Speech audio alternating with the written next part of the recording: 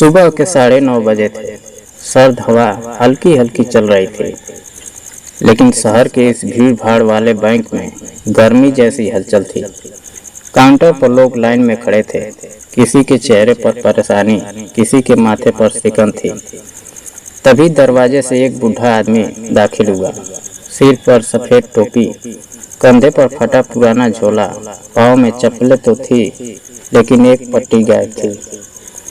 उम्र रही होगी कोई 70 के करीब। आंखों में धूप का चश्मा था, पर कपड़े देखकर कोई उसे पहचानता तो यही कहता कोई फालतू का भिखारी होगा। बूढ़ा आदमी सीधा बैंक मैनेजर के केबिन की तरफ बढ़ा। चौकीदार ने रास्ता रोका।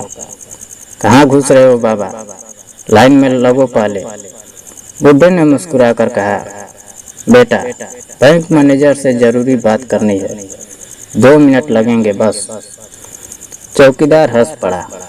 यहाँ सबको जरूरी काम है, तुझे पता है मैनेजर कौन है?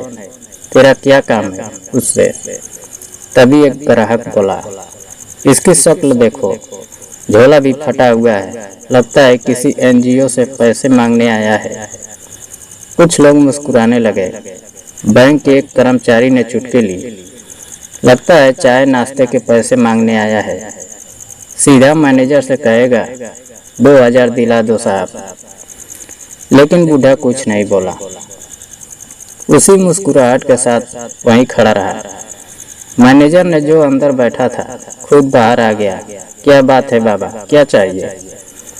बूढ़ा धीरे से बोला, बेटा मेरा एक अकाउंट है यहाँ, उसमें पैसे डालने थे, थोड़ा काम है। मैनेजर ने हैरानी से उसकी तरफ देखा। अकाउंट है आपका? नाम क्या है? सुरेश चंद्र तिवारी। ठीक है, आईडी कुछ है? बूढ़े ने अपने फटे झोले से एक पुरानी फाइल निकाली। कागज तो हल्के पीले पड़ चुके थे, लेकिन सब कुछ क्रम से लगा था। आधार, पैन, पासबुक सब कुछ दिया। मैनेजर ने कागज देखे और हंसते हुए बोला, बाबा इतने कागज क्यों लेकर घूमते हो? इसमें है ही क्या? खाता तो 10 साल से एक्टिव नहीं है और पैसे उसमें तो 34 रुपए पड़े हैं। बूढ़ा शांत रहा, फिर झोले से एक लिफाफा निकाला और बोला, इसमें 10 लाख रुपए हैं, जमा करने हैं उसी अकाउंट में। दोस्तों, अगर ये कहानी आपको पसंद आ रही है तो इसे लाइक जरूर करें और ऐसी ही सच्ची और भावुक कहानियों के लिए चैनल को सब्सक्राइब करना ना भूलें।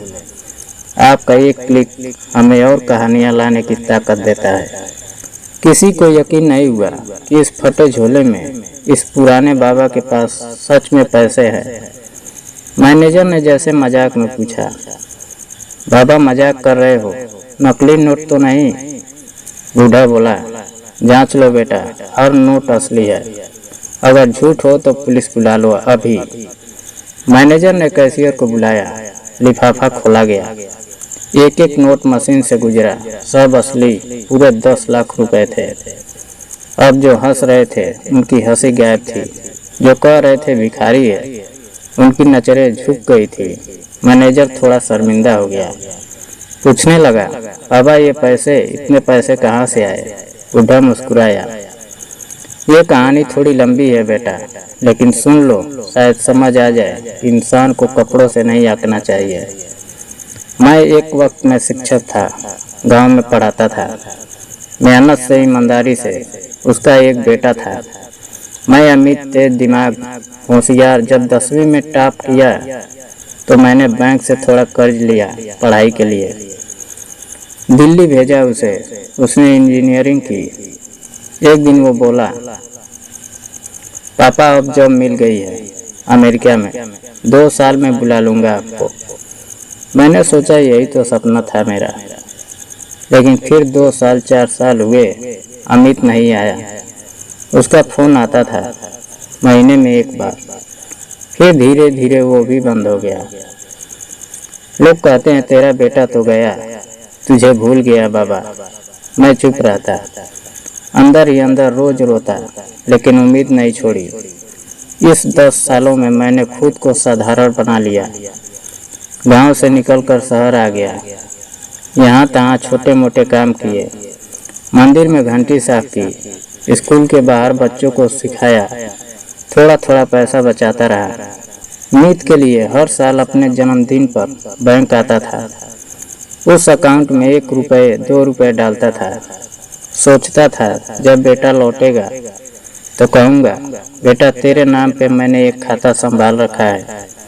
आज सुबह फोन आया अमेरिका से। अमित का ही था, रो रहा था। बोला पापा माफ़ कर दो, मैंने आपको भुला दिया, लेकिन अब वापस आ रहा हूँ हमेशा के लिए। मैंने कहा बेटा कोई बात नहीं, मैं तो आज भी वही हूँ, तुम्हारा पापा। फिर उसी वक्त अमित ने मेरे अकाउंट में 10 लाख ट्रांसफ़र कर दिए। मैनेजर और बाकी स्टाफ की आंखें भीग गई, किसी को शब्द नहीं सूझे। वो चौकीदार जो उसे रोक रहा था पास आया और बोला, बाबा माफ़ करना, हमने तो आपको भिखारी समझा। बूढ़े ने हाथ जोड़ लिए। बेटा तुमने कुछ गलत नहीं किया, हमारी सोच ऐसी बन चुकी है कि हम इंसान को सिर्फ कपड़ों से पहचानते हैं, बस यही बदलना है।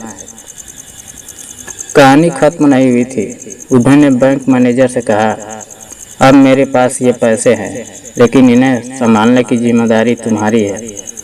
मैं हर महीने 20-20 हज़ार निकालूंगा, बाकी तुम FD करवा देना। और हाँ, बैंक के बाहर एक बेंच लगवानी है जहाँ कोई भी बुजुर्ग आराम से बैठ सके। खर्चा मेरे अकाउंट से कर देना। मैनेजर ने सिर झुका लिया। बाबा ये मेरा सौभाग्य होगा। बूढ़ा आदमी चला गया, लेकिन उसके जाने के बाद बैंक में सिर्फ खामोशी थी। कोई कह रहा था इतनी बड़ी इंसानियत और इतनी साधारण सी शक्ल। कोई सोच रहा था हम भी किसी को देखकर यूं ही तो नहीं आते। और बैंक के बाहर अब एक बेंच है जिस पर एक तख्ती लगी है। इंसान की कीमत झोले से नहीं, उसके दिल से होती है। श्री सुरेश चंद्र तिवारी।